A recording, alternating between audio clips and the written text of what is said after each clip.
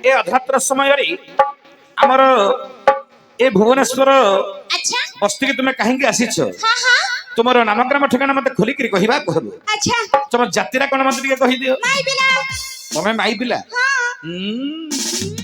माई पिला लक्षण का किसी नहीं तुम माई पिला गिलो लक्षण नहीं लो लक्षण तमें तो अंडरा पिला वाला देखा जाउचलो मु केंदे जानिबे तमे माई पिला बोल तमे कोन जानिबा को चाहुछ कोन जानिबा को चाहुछ गोटे काम करो कोन मु तुमको माई पिला बोले किनी जानिबी मु जोला कहि सरा करियो ने तुम जाति कोन को माई पिला जाति नारी मान को चारि प्रकार जाति अछि एडा मैं जानि छु जानि छु कोन कोन कहबी कहबी काई कोन कोन छिया पिला माई की ना आ बूढ़ी सेडा नाइ लो चंडी कोडा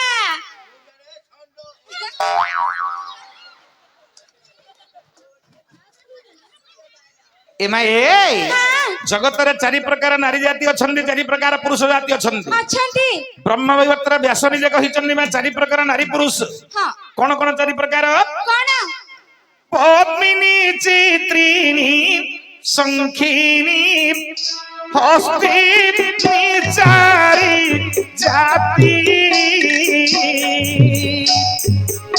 प्रथम रे चारि नारी विधाता रचिछन्ति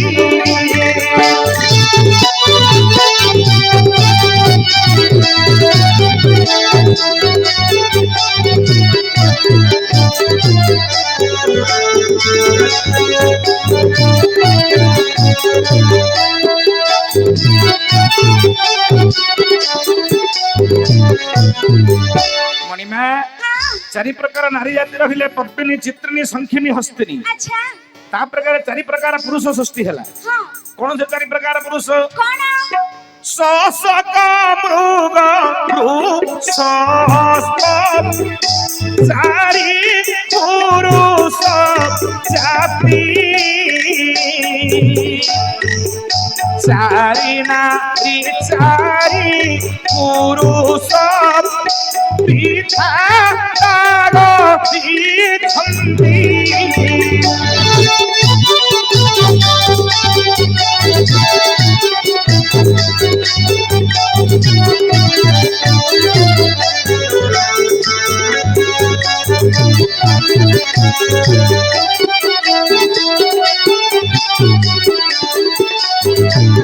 लक्षदेव मोर पंडित वर्ग चारि प्रकार पुरुष रहिले गोटे हला शशक जातीय पुरुष गोटे हला मृग जातीय पुरुष गोटे हला वृष जातीय पुरुष गोटे हला अश्व जातीय पुरुष हेले मणिमा या मध्यरु दीटा पुरुष जाति भल्ल दीटा पुरुष खराब दीटा नारी भल्ल दीटा नारी खराब हेले भल्ल कोटा खराब कोटा किन जानिबा मा केमिति देखो हमर प्रायतः नारी माने बहुत उपस्थित अछंती तेणु करी नारी मान विषय पर आलोचना करिबा मा अच्छा मणिमा पद्मिनी जातीय नारी हला भल्ल चित्रिणी जातीय नारी हला भल्ल शशक जातीय पुरुष हुचंदी भल्ल मृग जातीय पुरुष हुचंदी भल्ल तेणु विधाता कोन कले मा कोन कले पद्मिनी को नहीं मागो शशक को देले चित्रिणी को नहीं मृग प्रदान करिले अच्छा भल नारी दीटा को भल पुरुष को दे देले खराब नारी दीटा रहिले खराब पुरुष दीटा रहिले हां मणिमा हां खराब पुरुष कोनला मा कोडा आ गोटे हला वृष गोटे हला अश्व हां वृष बइले षंढ वृष बइले षंढ एबे जो गला एमा हां षंढ बलिया पुरुषटा हेदियो बोले ताकू षंढुनी न हले हबो कि लज्य नहीं षंढ को षंढुनी का दरकार दरकार ना कोन हां बाया को बायाडी हले सिना मजा हबो लज्य आकु भल्ल माई पिलाटा देले ये रखियो रखियो हेले मणिमा हां ଭଲ ମାଇପ୍ଲେଟେ ଦୋବେଲ ମଧ୍ୟ ମୁଁ ତାକୁ ଚୋବେଇକିରି ପୁରା ଗିନିଗିନା କରି ତାକୁ ବାୟାଣୀ କରିଦେବି। ହେଲେ ମଣିମା ଯେତେବେଳେ ବୃଷ ଜାତୀୟ ପୁରୁଷକୁ ବିଧାତା କଣ କଲେ ଶଙ୍ଖରୀ ଜାତୀୟ ନାରୀ ପ୍ରଦାନ କଲେ। ଆଉ ଗୋଟେ ରହିଲା ଅଶ୍ବ। ଅଶ୍ବ ବୋଇଲେ କଣ? ଘୋଡ଼ା ଅଶ୍ବ ବୋଇଲେ ଘୋଡ଼ା ଘୋଡାକୁ ଦରକାର ଘୋଡ଼ି ନହେଲେ ତ ହବନି ଯୋଡି। ଯୋଡ଼ି ଘୋଡାକୁ ଦରକାର ଘୋଡି ନହେଲେ ହବନି ଯୋଡ଼ି ବାଗ ଫିଟିଯିବ ତା ବାଟେ ସିଏ ପଳେଇବେ ଲୋ। ଫେରାର ଏମା ଯେତିକି ଛାଡ ପତ୍ର ହଉନି କିଲୋ ଦେଖ ଭଲ ପୁରୁଷଟା ଯଦି ହେଇଥିବ ଖରାପ ନାରୀ ଯାତ୍ରା ନାରୀଟା ଯଦି ହେଇଥିବ ସିଏ ଗୋଟେ ପୁରୁଷ ପାଖରେ ରହିପାରିବନି। ତାକୁ ବାରମ୍ବାର ପୁରୁଷ ପରିବର୍ତ୍ତନ କରିବାକୁ ହବ ତେଣୁକରି ସେ ପୁରୁଷ ପରିବର୍ତ୍ତନ କରିବ। ଆଉ ଯଦି ବାୟାର ଭଳିଆ ଖରାପ ପୁରୁଷଟା ହେଇଥିବ ଇଏ ବାରମ୍ବାର ନାରୀ ପରିବର୍ତ୍ତନ କରିବ। ନାରୀ ନାରୀ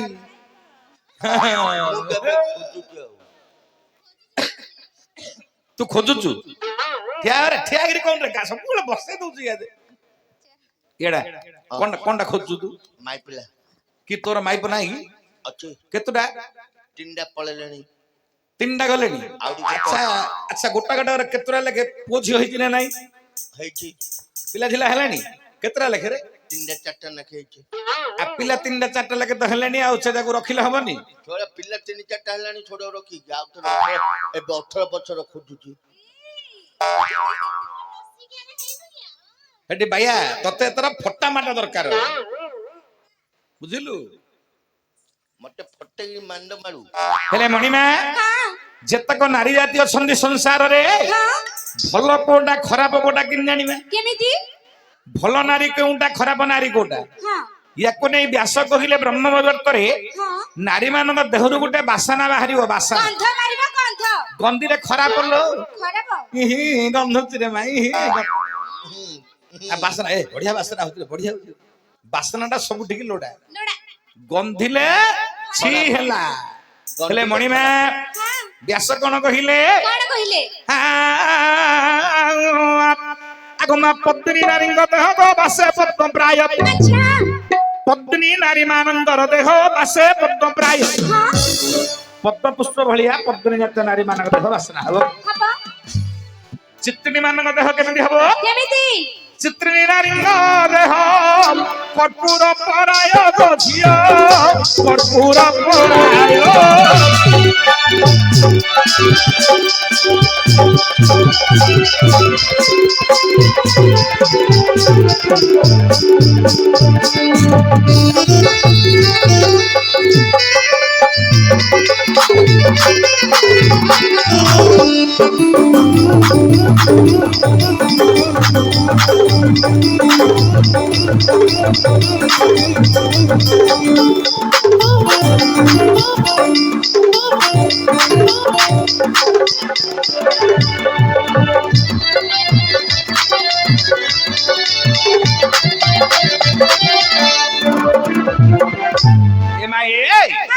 ପଦ୍ମିନୀ ଜାତୀୟ ଦେହ ନାରୀ ମାନଙ୍କ ଦେହ ପଦ୍ମ ପୁଷ୍ପ ପରି ଚିତ୍ରିଣୀ ମାନଙ୍କ ଦେହ କର୍ପୂର ପରି।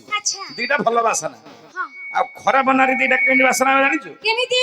ଶଙ୍ଖିନୀ ନାରୀ ମାନଙ୍କ ଦେହ ବାସ ଆଇଁସିଆ ଗନ୍ଧୁତିରେ ଶଙ୍ଖିନୀ ନାରୀ ମାନଙ୍କ ଦେହ ଅଟେ ମତ୍ସ୍ୟ ଗନ୍ଧା। ହସ୍ତିନୀ ନାରୀ ମାନଙ୍କ ଦେହ ମାଗୋ ବାସଇ ମଦ୍ୟ ଗନ୍ଧା। ହସ୍ତିନୀ ମାନେ ମଦ ଗନ୍ଧ ଭଳିଆ ଗନ୍ଧିବେ ଦୁର୍ଗନ୍ଧ ହବ। ମଦ ପିଇଥିଲେ ଜାଣି ତା ମୁହଁଟା କେମିତି ବାସନା ହଉଛି?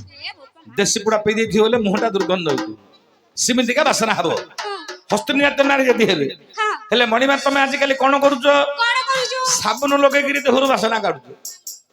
ସ୍ନୋ ପାଉଡର ଅତ୍ର ଲଗେଇକିରି ମୁହଁରୁ ବାସନା କାଢିଲ। ବାସନା ତେଲ ତ ଲଗେଇଲ ସବୁ ତ ଲଗେଇଲ ସେଣ୍ଟ ମାରିଲ ବଡି ସ୍ପ୍ରେ ମାରିଲ ବାସନା ତେଲଠୁ ଆରମ୍ଭ କରି ସବୁ ଯାକ ଖାଲି ବାସନା ଲଗେଇଲ। ଆମେ ଯଦି ସେ ସବୁ ନ ଲଗେଇବୁ କମ୍ପାନୀ ବନ୍ଦ କରିଦବ। ସେଥିପାଇଁ ନାଇଲୋ ତମ ଜାତିରେ ଧରା ପଡିଯିବ ବୋଲି ତମେ ବାସନା ବ୍ୟବହାର କରୁଛୁ। କାଇଁ ଗୋଟେ କାମ କରୁନ 2 ଦିନ କିଛି ନ ଲଗେଇ ରୁହତି ଦେଖିଏ। ଆଚ୍ଛା ଆମ ପୁରୁଷ ପିଲାମାନେ କଣ ସେମିତି ପାଉଡର ସ୍ନୋ ଲଗାଉଛି କି? ଏ ମାଇ ପିଲା ଗୁଡାକ ଖାଲି ସେତାରେ ଏକା ଗଲା ମିଛ କଥା। ଛାଡିକି ବାକି ସମସ୍ତେ ଲଗାଉଛନ୍ତି। ମୋର ସୁଙ୍ଗେ କିନ୍ତି କିଅ ବାଟେ ନା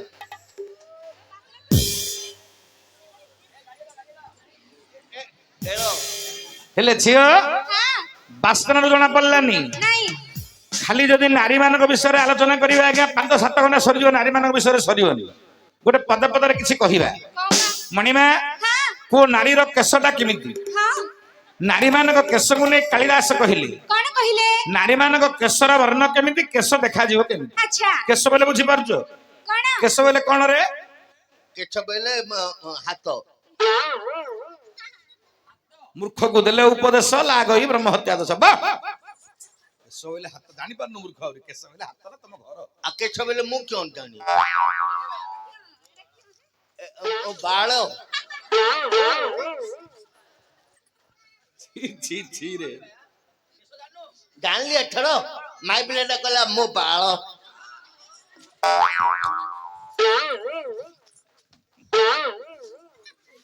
ଏମା ଏ କେଉଁ ନାରୀର କେଶ କେମିତି କାଳିଦାସ କହିଲେ ଆଚ୍ଛା କଣ ବୋଲି କହିଲେ କଣ କହିଲେ ପଦିଆରେ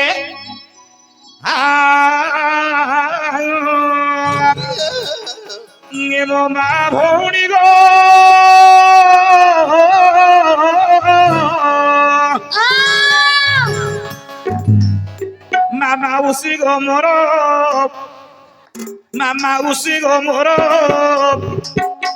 ଶୁଣମ ଦେଇ ମନ ଶୁଣମ ଦେଇ ମନ ମାମା ଉସି ଗୋ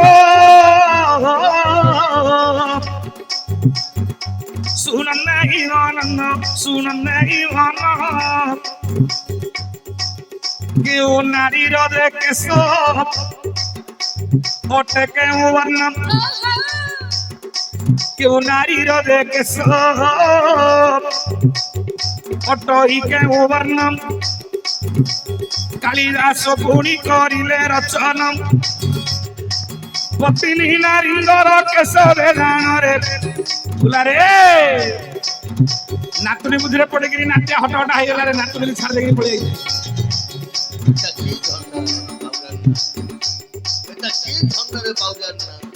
এ পদ্মিনী নারীঙ্গর কেশ দেলাণ এ কেশ দেলাণ ভ্রমর পরিলি সে কেশ বর্ণ ভ্রমর পরিলি সহিতা কেশর বর্ণ ভ্রমর বর্ণরে পরি কলা অটই এ ভ্রমরর বর্ণরে পরি কলা অটই নারী মানন্দর কেশ ভ্রমর পরিবর্ণ থাই যে নারী কেশ ভ্রমর পরিবর্ণ থিব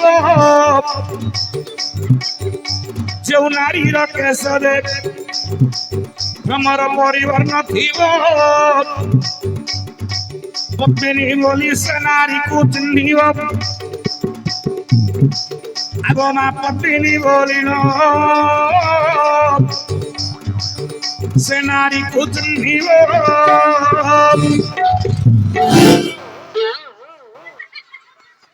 ପଦ୍ମିନୀ ଜାତୀୟ ନାରୀ ମାନଙ୍କର କେଶ ଭ୍ରମର ପରିବର୍ଣ୍ଣ ରହିବ ଆଚ୍ଛା ଭ୍ରମରର ବର୍ଣ୍ଣ ଯେପରି ଥାଏ ହଁ ଯୋଉ ନାରୀର କେଶ ସେପରି ଭ୍ରମର ପରିବର୍ଣ୍ଣ ଥିବ ହଁ ତାକୁ ପଦ୍ମିନୀ ନାରୀ ବୋଲି ଆମେ ଚିହ୍ନିବା ଆଚ୍ଛା ହେଲେ ଚିତ୍ରିଣୀ ମାନଙ୍କର କେଶ କେମିତି ହରି ଚିତ୍ରିଣୀ ନାରୀଙ୍କର କେଶର ବର୍ଣ୍ଣ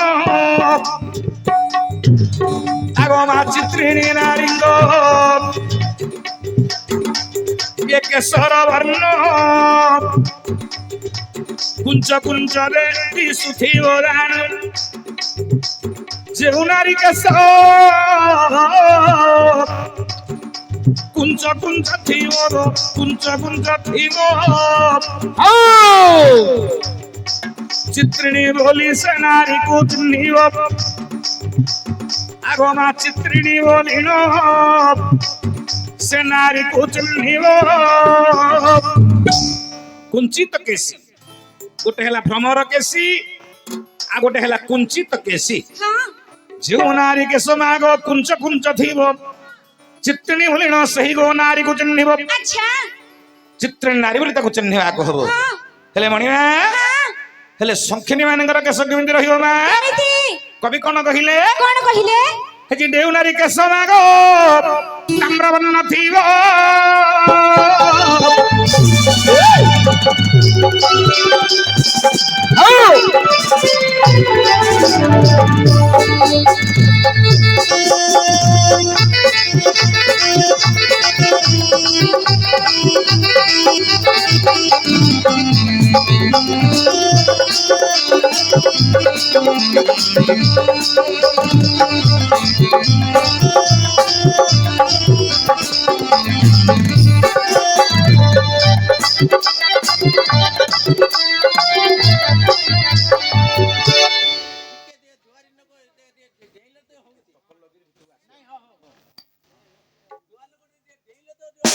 ଯିଏ ଯୋଉ ଦୁଆରି ଡେଇଁବ ସେ ଦୁଆରି ନାହିଁ ଦୁଆରି ନ ହେଇଥିଲେ ଡେଇଁବେ ଯୋଉମାନେ ନାଟକ କରି ଯାଉଥିବେ ତାଙ୍କ ଡେଇଁବେ ମୁଁ ପୁରାଣ କହିବା ହଉଛି କୁଆଡେ ଡେଇଁବେ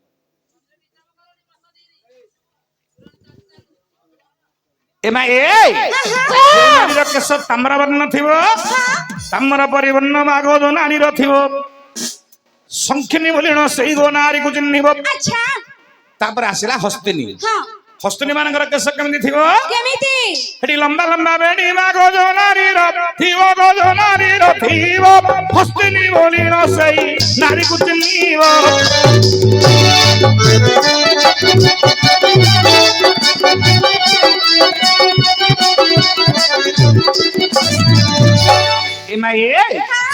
କବି କହିଲେ ଯୋଉ ନାରୀର ବେଣୀ ଗୁଡାକ ଲମ୍ବିକିରି ଥିବ ଆଚ୍ଛା ହେଲେ ସବୁ ନାରୀ ତ ବେଣୀ ଲମ୍ବିକିରି ରହୁଛି ହଁ ହେଲେ ଲମ୍ବାଟା କେତିକି ରହିବ କେତିକି ଆଣ୍ଠୁରୁ ତଳକୁ ଜାଣବ କେଶ ପଡୁଥିବ ହସ୍ତିନୀ ବୋଲିଣ ସେହିରେ ନାରୀକୁ ଚିହ୍ନିବ।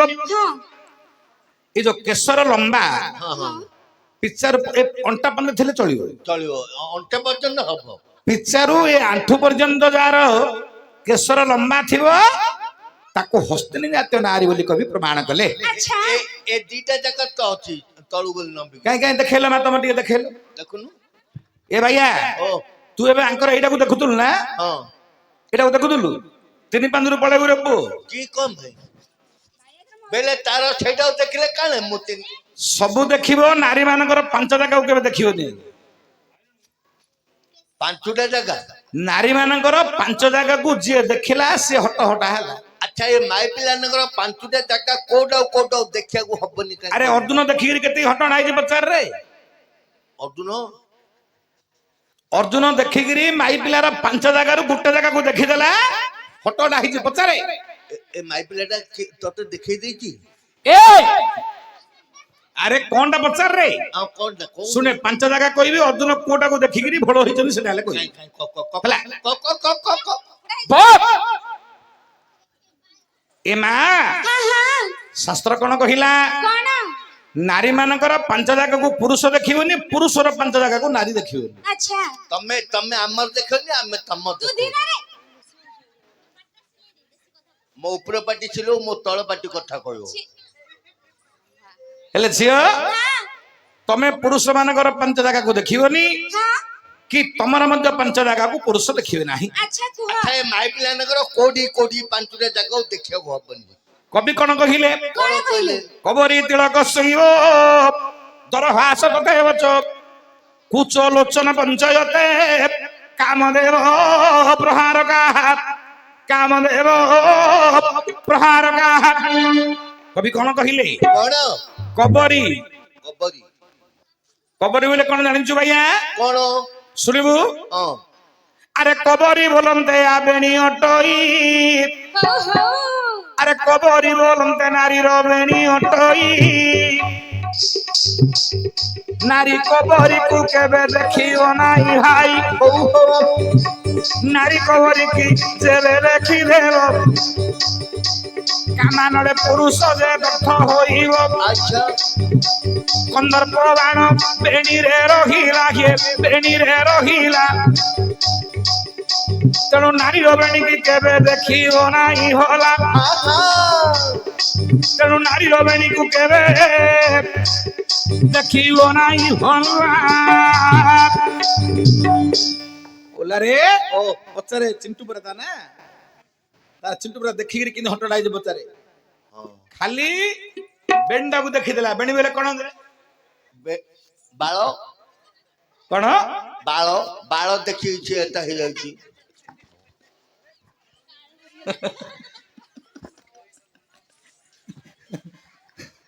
ହଇରେ ଭାଇଆ ଆଉ କାହା କହିଲେ କିଏ ବାଡେଇ ପକେଇବନି।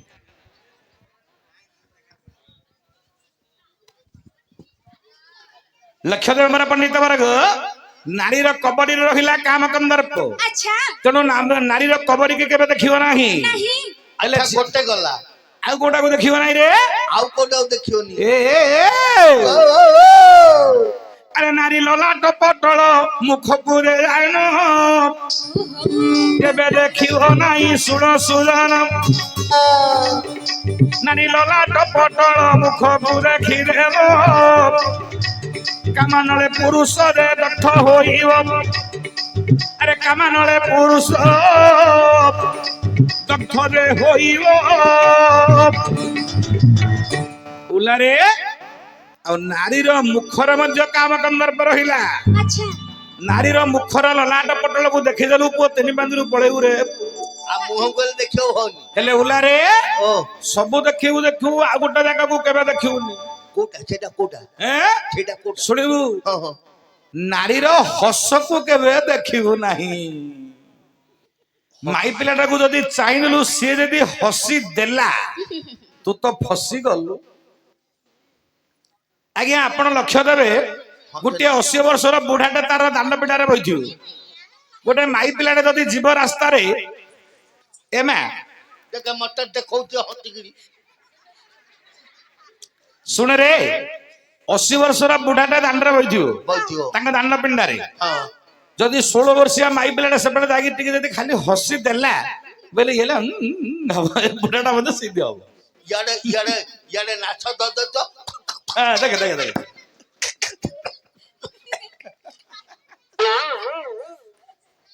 ତେଣୁ କରି ନାରୀ ମାନଙ୍କ ହସରେ ମଧ୍ୟ କାମ କନ୍ଦର୍ପ ରହିଲା। ତିନିଟା ଗଲା। ନାରୀର ଚକ୍ଷୁରେ ରହିଲା କନ୍ଦର୍ପ ନାରୀର କୁଚରେ ରହିଲା କନ୍ଦର୍ପ।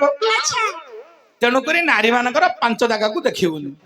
ଉଲାରେ ଓ ଯେତେବେଳେ ସୀତାଙ୍କ ସହିତ ରାମଙ୍କ ସହିତ ଲକ୍ଷ୍ମଣ ବନରେ ବୁଲୁଥିଲେ ଲକ୍ଷ୍ମଣ ସୀତାଙ୍କର କୋଉ ଜାଗାକୁ ଦେଖୁଥିଲେ କେବଳ ପାଦ ଦୁଇଟି ଛଡା କୋଉଠିକି ଦେଖୁଥିଲେ କି ମା? ନାଇଁ ତାର ତାର ତଳୁ ଦେଖୁଥିଲା। ଏଇ ଆଉ ପାଦ ବେଲେ ତଳେ ଏକା ରହୁଛି ନା କଣ ଉପରେ? ଆରେ ପାଦ ଦିଟାକୁ କେବଳ ଦେଖୁଥିଲେ ହଁ ତଳକୁ ଏମିତି ପାଦ ବ୍ୟତୀତ କିଛି ମଧ୍ୟ ଲକ୍ଷଣ ଦେଖୁନଥିଲି। ଦେଖିନଥିଲେ। ତେଣୁକରି କାମର ବାଧା ଲାଗିନଥିଲା ଆଜ୍ଞା 14 ବର୍ଷ ପର୍ଯ୍ୟନ୍ତ ଲକ୍ଷ୍ମଣଙ୍କୁ ବାଧିଥିଲା କି? ନା ଆଉ ତମେ ଯଦି ବୁଢା ବୁଢୀ ମିଶିକିରି ବହିବ କହିଲେ କହିଲା ବୋଲି